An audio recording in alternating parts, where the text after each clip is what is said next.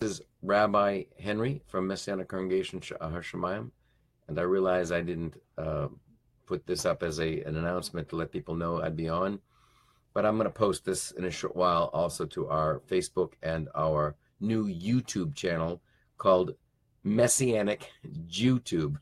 You heard that right, Messianic JewTube, JEWTUBE, and that is one word. But I heard some reports today about the fact that Iran is possibly thinking about doing a direct attack on Israel, and not through their proxy, Syria and other groups, but to do a direct attack. And of course, they're calling for the destruction, and have always called for the destruction of the nation of Israel. And of course, we are the big Satan, America, and Israel is the little Satan, and they have been doing all they can to convince the world to destroy us through the UN and, of course, the entire Muslim world. But I wanted to deal with the subject of Israel's right to the land of Israel from a biblical and historical perspective. And I'm going to probably do this in a series. I'm not going to spend too much time today. I'm going to just set up a scenario and then pick it up in the next couple of days and post some more of these. It's been on my heart, and I just felt it's time to do something like this. A lot of people are very misinformed about the historical and biblical perspective and don't really know the facts. They're as confused as can be because all they hear is a one-sided argument, of course, from the news media. I don't know if anyone's going to join us today because I didn't inform anyone, but I'll be posting this on our YouTube, Messianic JewTube channel. And also, hi, Paul, Drew. Good to see you. I'm surprised someone joined us. And also our Facebook page. And I might even be able to, if I can figure it out, get it on our congregational webpage, the messianiccongregation.com. The messianiccongregation.com. Debbie Flynn, good to see you. And Lisa Gentile. Oh, Lisa Gentile's there. Wow, I can't believe people are joining in. Well, that's good. So let's get right to it. Michelle Lamont, hi, Henry. Good to see you, too. I'm not going to greet any more people because I'll spend all day greeting people, never getting to the subject. The creation of the nation of Israel, of course, goes back thousands of years. We know that during the time of Moses, that the Lord established Israel as a cohesive people. It wasn't until then, we know that during the time of Joseph, there were only the 12 sons of Jacob, and they weren't a nation. They were just scattered tribes who were related to each other based upon their father Jacob. They all had different mothers. And of course, they come into Egypt, and Joseph, of course, and his two sons have the half tribes of Ephraim and Manasseh.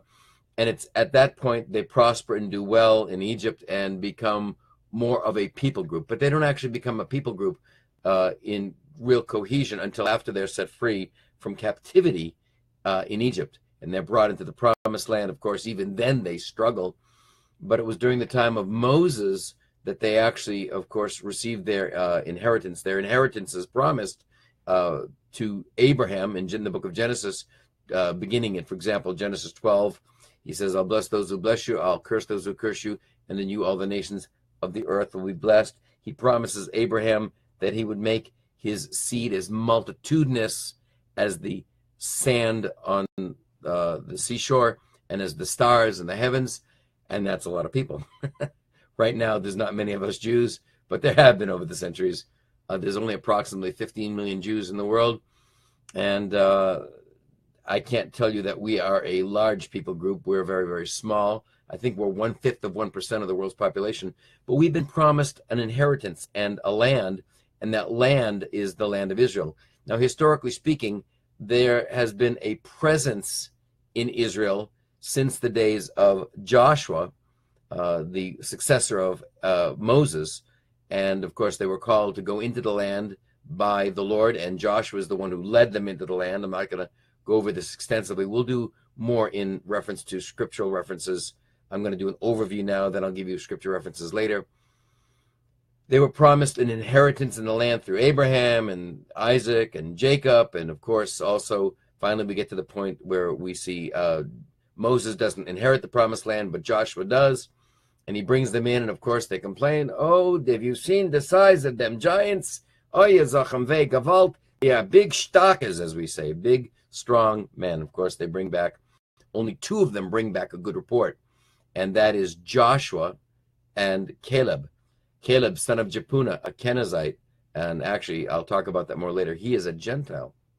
And of course, they come into the promised land. They have to dispossess the tribes, the Girgashites, the Perizzites, the Amorites, the Moabites, the Jebusites, the Parasites, and the no parasites. Sorry, I forgot. But they're all parasites actually. And they have to possess these people and throw them out of the land. These are heinous people who do evil practices. They sacrifice their babies on the altar of Molech. This is one of the reasons why the Lord desired to have these people thrown from the land. They were very, very evil in the acts that they committed against their neighbors and against each other and against their own children. Horrible, horrible practices. So the Lord had them possess or dispossess the nations that were much stronger and much more plentitude in their numbers against them. And so, of course, they do try, but they also fail. As I said, they failed when they came into the land, and that's why they didn't inherit the land, because when Moses sent them in to bring back a report, they brought back in a very anemic report. We can't go in. It's not good. It doesn't look good. These guys are bigger than us. Jews, we're small people. We should fight with these guys. It's not good. And so, of course, then the Lord, of course, doesn't allow that generation to enter into the promised land. 20 and below, after the death of Moses, are allowed to go into the promised land under the leadership of Joshua and Caleb. So they come into the land, and it's not a good scenario. They won't help each other, dispossess the tribes. They're commanded by the Lord to dispossess the tribes and help each other as they come into the land, and they always fall into trouble. During the time of the book of Judges, it says every man did that which was right in his own eyes. The Lord sent a judge to deliver them. They fell into sin, and they cry out to the Lord, "Oh Lord, it's not so good here. We got all these people oppressing us, and the Philistines, they're real trouble." All right. And then the Lord sends another deliverer, and the deliverer tries to deliver them, and they do well for a short while, and before you know it, they fall back into sin, etc., etc. The Lord tells them not to choose a king. They choose a king. Of course, it's Saul. He's troubled. And then finally David and Solomon, and after Solomon, we have the split, and you have Rehoboam and Jeroboam. Rehoboam is the son of Solomon. Jeroboam or Jeroboam is one of the military leaders in the military of Solomon. And the northern kingdom and the southern kingdom split. The northern kingdom has nothing but troubled kings. They're a mess, oi gewalt. And the southern kingdom has a few. We have just a few of the kings in the southern kingdom who are righteous. It's just craziness. And then, of course, we know they go into exile. But they had a presence in the land. Jerusalem has always been the capital. And, of course, David bought the threshing floor from Araunah, and of course, he paid for that. Araunah offered him to rent it, borrow it, keep it, and he wanted him to use it. But David said, "I will not take from you anything that doesn't cost me." And he buys that, and that's where on Mount Zion, that's where the temple is eventually built. But it's built by Solomon because David was a man of war. It just goes on and on and on. But there has been a constant presence concerning the nation of Israel in the land, even when they were dispossessed from the land. Of course, during the time of Antiochus Epiphanes, when he tried to, this is approximately 150 years BC, the Syrian king, the Greco-Syrian king, who tried to convert all the Jews to Hellenism and throw them out of the land, and desecrated the temple in Jerusalem via putting a statue of Zeus in the temple, which coincidentally looked like him, and they wanted everyone to bow down. This is the time of the Hasmonean dynasty, when the Jews were, of course, under siege by by not Assyrians, but by the Syrians. And, of course, that's the time during the Maccabean revolt. Judah HaMaccabee, his son, Mattathias, that's Mattathias was the father, and Judah Maccabee was the son, and they have a guerrilla warfare, and they fight against the Syrian army and win and rededicate the temple. And they've always been fighting for presence in the land, to keep the land. They've always been fighting to try and make sure that the land that has been given them is their inheritance. No other country. There's never been in the history of the nation of Israel a time where another country claimed it to be their own and set up a capital. It's always been kind of considered a backwater nation. It's a very, very, very important land piece of land, realty, that is necessary for the nations to have control over. And hi, Hannah, I'll say hello to you. Hi, Daddy, she says.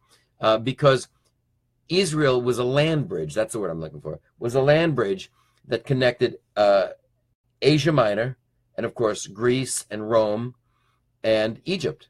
And of course you go too far to the west and you end up into the Mediterranean Sea. You go too far into the east and you end up into the Arabian Desert, the Arabian Peninsula.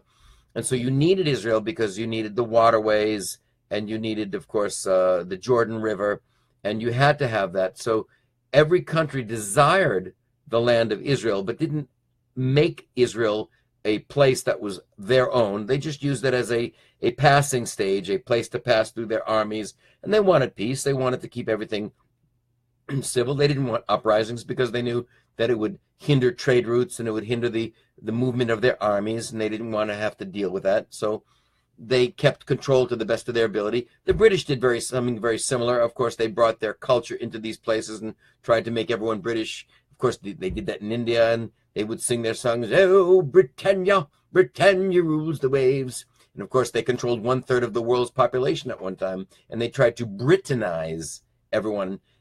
Nations would do that. They would try and change the culture of the land that they conquered so that the people of the land would be loyal to the conquering king, and they wouldn't have any allegiance to the land itself as a separate nation. But the Jews were always, even in their sin, loyal to the Lord and loyal to the land of Israel, because they knew that was their inheritance promised to them by the Lord. No other nation ever made it their capital and has ever made it their own land. It was just a land bridge to cross over so that they could have a place to transport their armies, transport their trade routes. Of course, you remember during the time of Yeshua, the expression was all roads lead to Rome. They built roads and a system of transportation and a system of trade routes so that they could have, of course, their kingdom would be leading in trade and be prosperous, as well as the fact that they could also tax the subjects of their land and not have to deal with anything in reference to wars and strife and struggles. They wanted to keep control. Rome never made it their country. Greece never made it their country. Syria, Babylon. It was never considered. It was just part of the conquering, one of the conquering lands that these people controlled. During the time of Yeshua, you had this land which was under the control of Rome, of course, and Rome did the same thing, and they wanted to keep, and Roman soldiers hated going to Israel. Read Flavius Josephus, you'll find many accounts of how hated Israel was by the Romans, and they thought they were barbarians, and there's reports that they didn't intermingle with the women of Rome, and they wouldn't have anything to do with their gods, and they only had one god. They were considered uncivilized by the Roman society. So these people didn't want anything to do with the Jewish people and their culture. They only had one temple. They didn't set up idols. The Romans reviled them and thought they were kind of a backwater people and thought they were kind of uncivilized in that sense. So here we have Israel all the way up to the time of Yeshua. It is the only land that has ever been promised to the Jewish people. Right now, Israel is only the size of, it's actually a little bit smaller than New Jersey. Most people don't realize that. And if you took every Muslim nation and put them together to equal one nation, you would have a country the size of America, Alaska, and Hawaii, and 1/3 of Canada. So Israel right now claims a landmass a little bit smaller than New Jersey. And of course, the world is trying to cut that up to the best of their ability. Now, a lot of people don't realize that When Israel lost its land in 70 AD and Rome decided to expel the Jews out of the land of Israel, they destroyed the temple. Yeshua prophesied this in the book of Matthew, and they destroyed the temple, and they expelled all the Jews. And finally, there was one last expulsion in approximately 135 AD under, I'm sorry, did I say Hadrian? I meant Titus. The destruction of Jerusalem in Titus in 70 AD. And then in 135 AD, Emperor Hadrian, finally at what was known as the last revolt of Bar Kokhba, who was a Jewish general who was trying to throw out the Roman occupation and take control of the land in totality. He basically, I'm having a mental block. Live YouTube broadcast kind of freak me out. I lose my train of thought once in a while looking at my stupid picture. That's me. All right, so let's back that up. So Bar Kokhba, who was a Jewish general under the leadership of Rabbi Akiva, declared war against Rome, trying to drive Rome out of and take control of their land. They had success initially in the beginning, but eventually they lost, and of course they were killed. Bar Kokhba was killed, and Rabbi Akiva escaped, and they obviously didn't win independence against Rome, but Emperor Hadrian was so outraged and incensed against the Jewish people that he decided, as the Roman emperor, to try and he wanted to rename Israel and try and disassociate Israel, the land, from its heritage of the Jews. And so he renamed the land of Israel after their arch enemies called the Philistines, and he called it Palestina. And he renamed Jerusalem, the capital, after his family name, Aeolia Capitolina, okay? And so he renamed the capital of Jerusalem, he renamed the land of Israel, but he never claimed it as his own land, as a place that would be a land with a new capital in reference to, it wouldn't be the capital of Rome or the capital of the Roman Empire.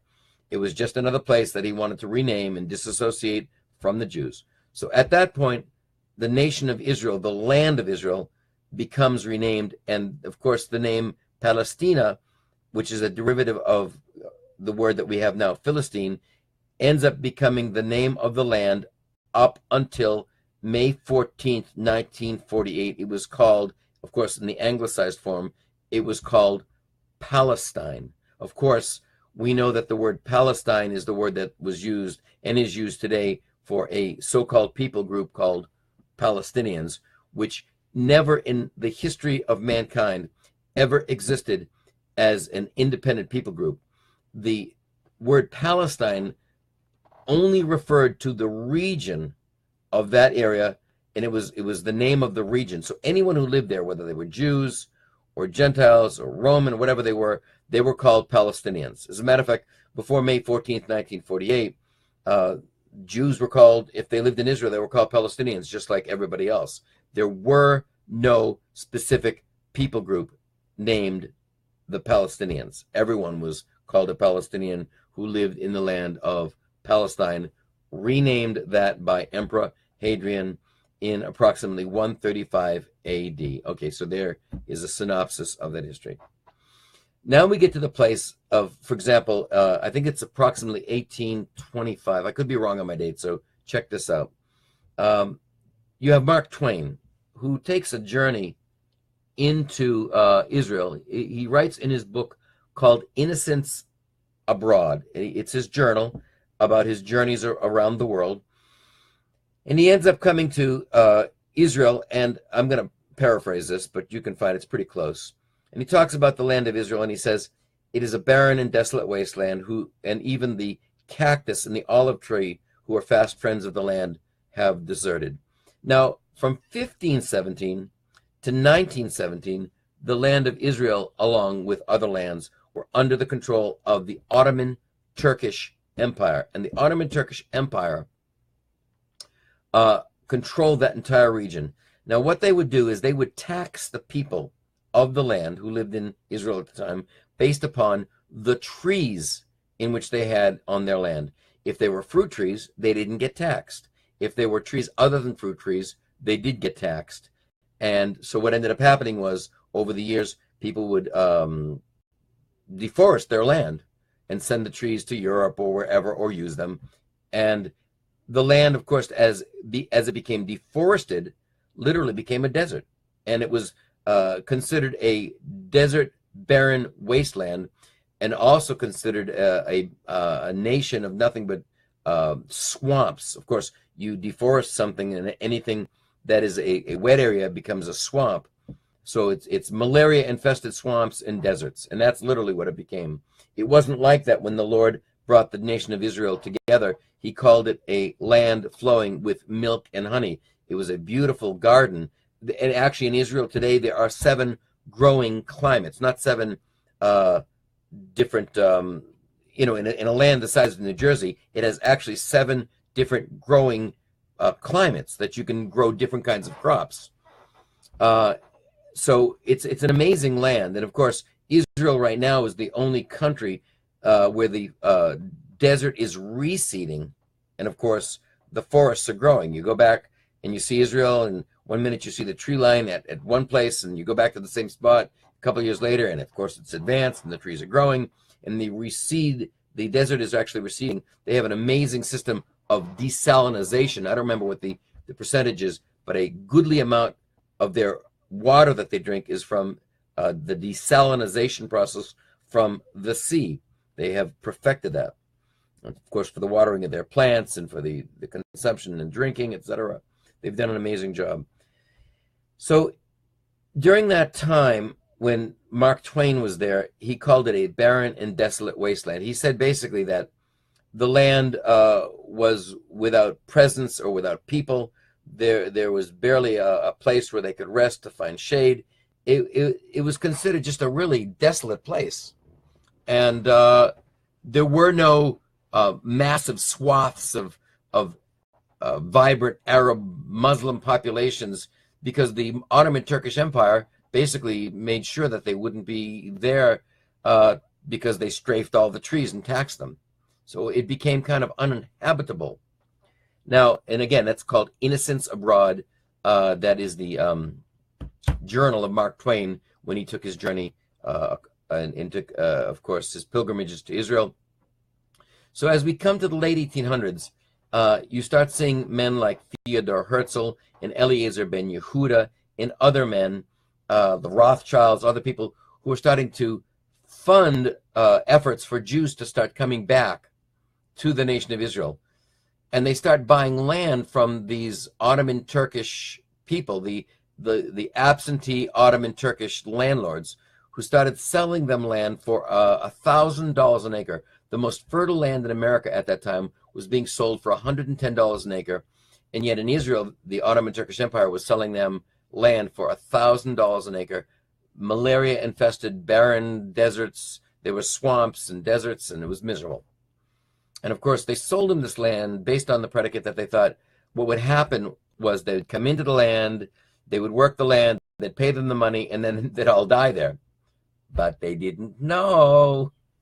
And they started, of course, filling in the swamps, planting trees, building cities, building roads, building infrastructure, building schools, building, everything, that the hospitals, making the land habitable again. So as we start moving from the late 1800s to the early 1900s, take a look at in the internet, and you'll see pictures of Tel Aviv, the founding of Tel Aviv in the early 1900s.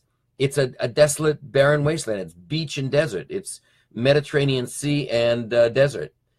And of course, shortly thereafter, you start to see these amazing buildings and structures, and it becomes a modern city already, even back then, because the Jews moved in. They didn't displace anyone. They bought the land.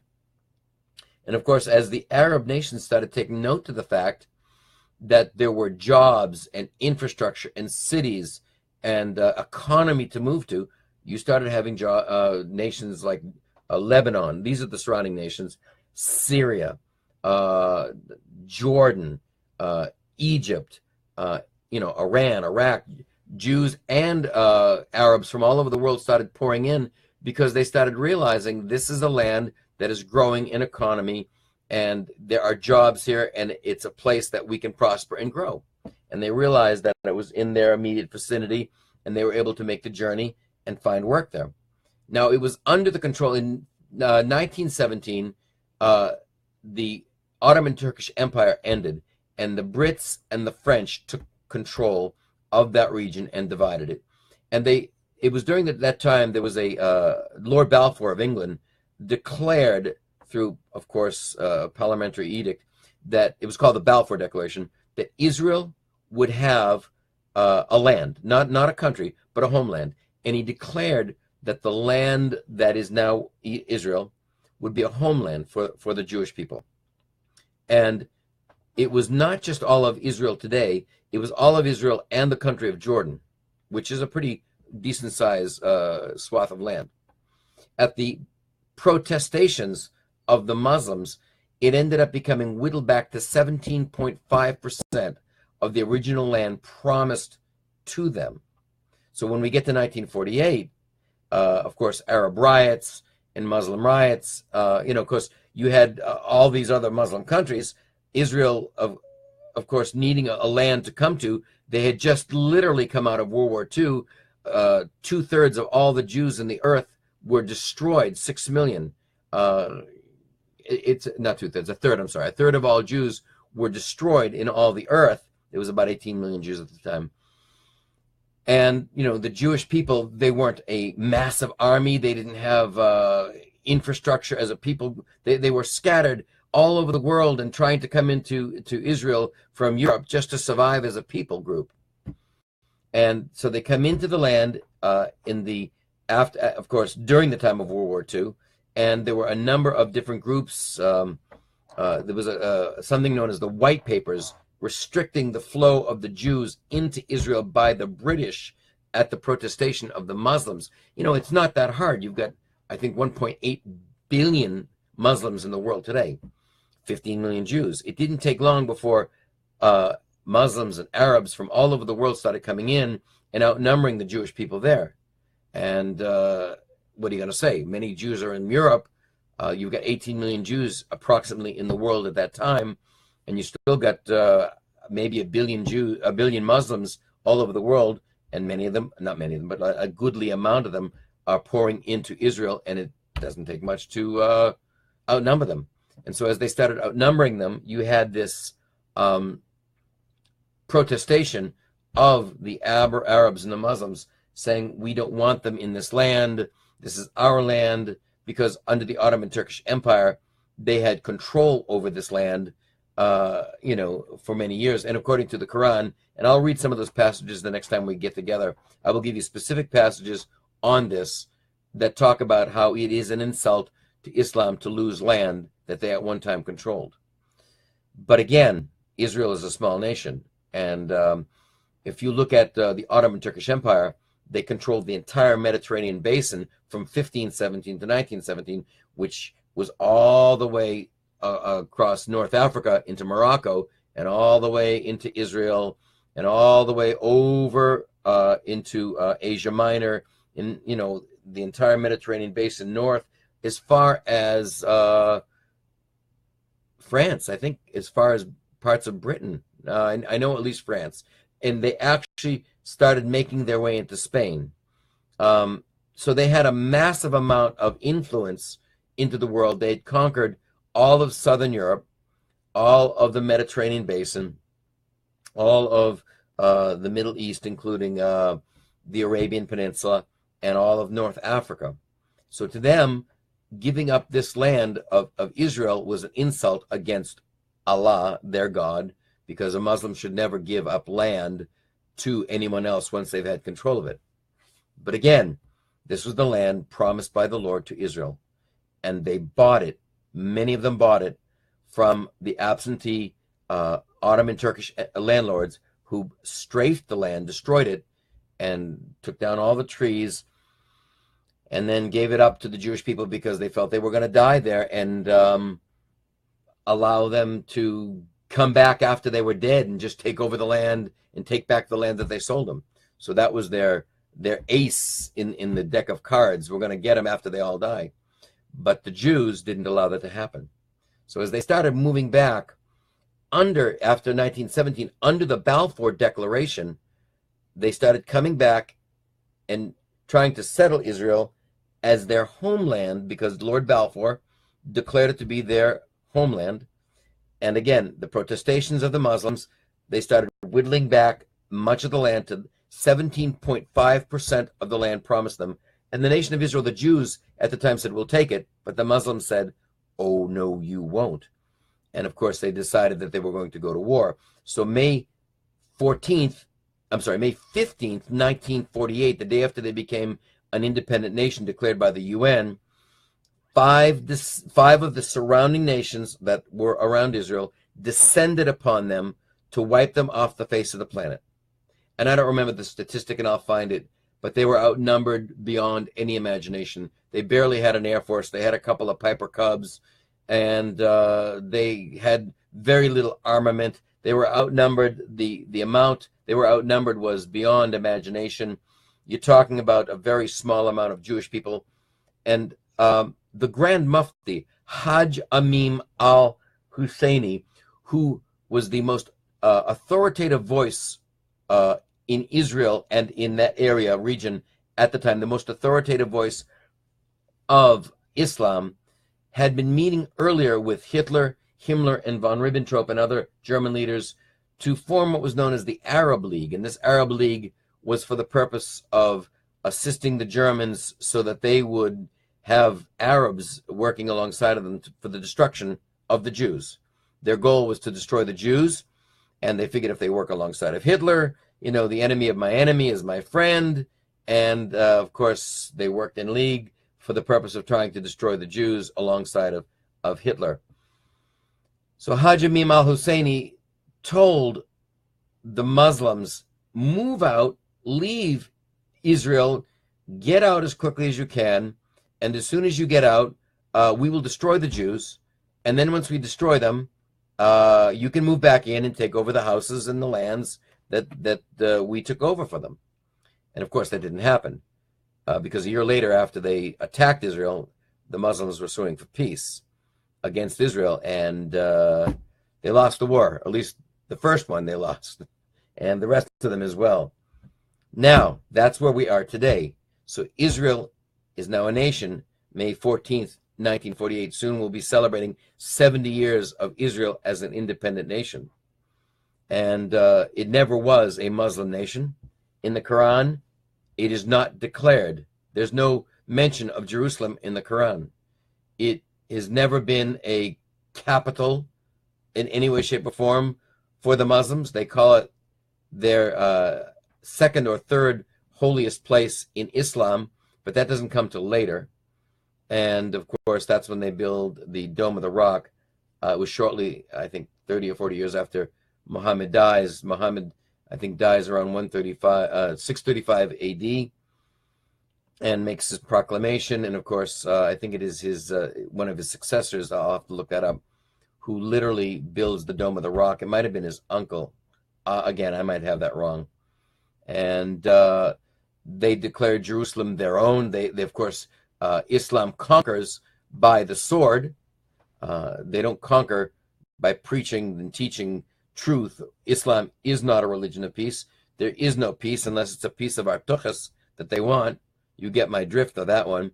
And I'll back that up tomorrow when we come together again, if not tomorrow, the next day, with Quranic passages that speak of this. I have compiled them to show you the intent and the intention of Islam is for the destruction of the world and the conquering of the world, not to have peace with anyone. There cannot and will not be peace in the land of Israel until every Jew is dead, according to Islam. So I'm going to end there because that's a good place to jump off. Now, when we come together again, and again, this has been an overview. I did this off the cuff. I decided to kind of wing this. I will gather my notes in more specificity. We'll do a quick review tomorrow or the next day, depending on when I get back into the office. I have to go to New Hampshire in Maine tomorrow for some ministry. And I will give you some specific biblical verses. We'll deal with it from a biblical perspective. And I will give you some historical notes. And I will give you some Quranic notes as well that you can look up and determine whether or not I'm telling you the truth, because I don't want you to listen to me. I want you to investigate, do the work yourself. Israel not only biblically has the right to the land, but historically, in every way, shape, or form, they are the inheritors of this land. Again, they have not inherited all the land that was promised to them biblically. We'll talk about the boundaries of the land, of course, when I pull out some biblical passages. They only have a small portion of the land that was promised to them. So I'm going to go, because in a couple minutes I have Bible study. I'm sorry I didn't announce this, and I probably won't announce the next one because I have to kind of wing it according to my schedule. But I will post this on our Facebook and on our YouTube channel called Messianic JewTube. Those are two words, Messianic, Messianic, next word, JewTube, JEWTUBE. And I'll also post it on our website, if I can figure that out, the Messianic Congregation. It's going to have two C's, the Messianic Congregation.com. And that's our website. All right, blessings on you, and I hope to see you soon. If I can give you a little bit advance warning, I will. Be blessed.